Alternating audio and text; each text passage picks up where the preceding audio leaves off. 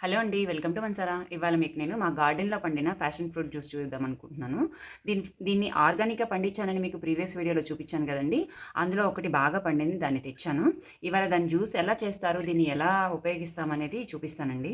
దీనివల్ల మనకి చాలా బెనిఫిట్స్ ఉన్నాయి. ఇది ఒక ఇమ్యూనిటీ బూస్టర్ లాగా హెల్ప్ అవుతుంది.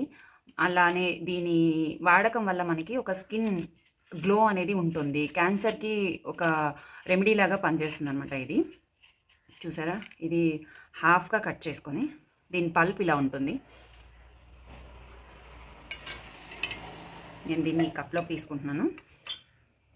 దీని పల్ప్ని సపరేట్ చేసేసుకొని, ఈ పైన తొక్కని యూజ్ చేయకూడదు, ఈ లోపల ఉన్న పల్ప్ని మాత్రమే యూజ్ చేయాలి. నీట్గా సపరేట్ చేసుకోవాలి.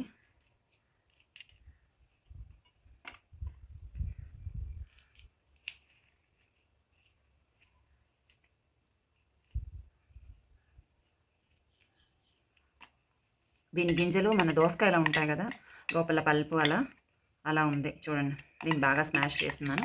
ఇష్టం ఉన్న వాళ్ళు దీన్ని మిక్సీ కూడా పట్టచ్చు.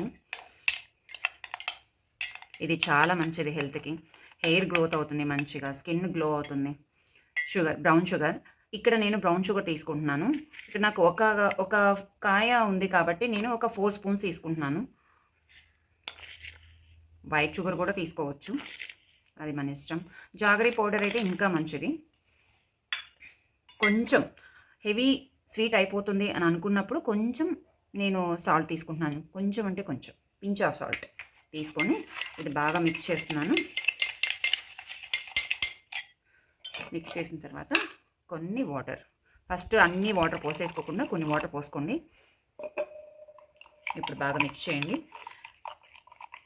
మిక్సీలో వేస్తే ఇంకా మనకి ఆ పల్ప్ అనేది కూడా మెత్తగా అయిపోతుంది గ్రైండ్. షుగర్ కూడా ఈజీగా గ్రైండ్ అయిపోతుంది.